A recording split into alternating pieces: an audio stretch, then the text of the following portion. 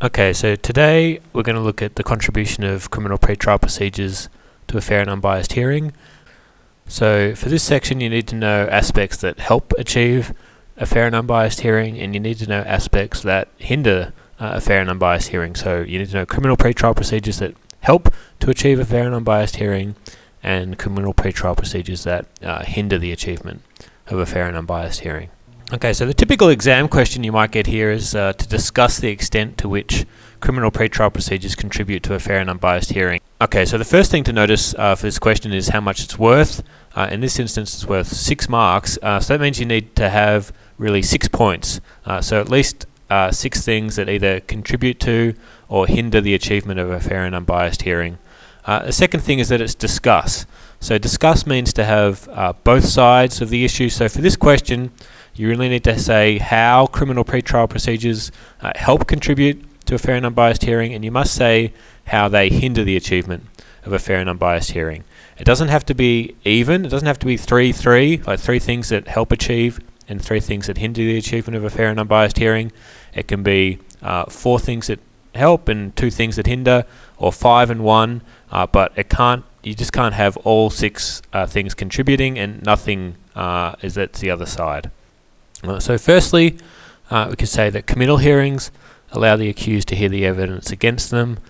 Therefore, they're able to best prepare their case, which means they're on an equal footing with the prosecution and should ensure a fair hearing. We could also say for bail that allows the accused to go free until their trial.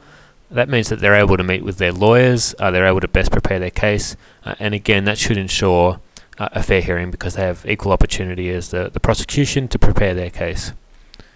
Again, we're able to say that presumption of innocence means that the accused doesn't have to prove their innocence in a case. This ensures a fair hearing, and it also ensures an unbiased hearing because they don't have to prove that they're not guilty.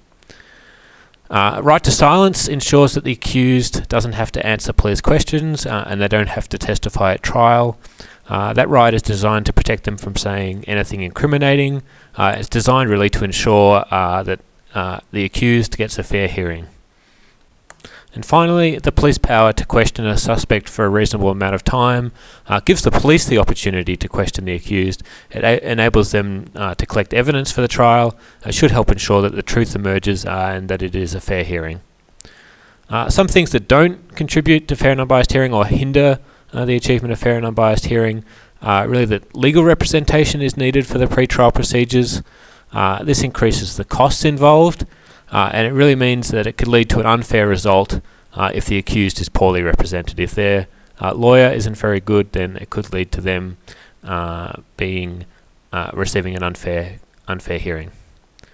Remand, if the accused has to be held in remand, either if they're a danger to society or a flight risk, then the accused may not be able to prepare their case to the best of their ability.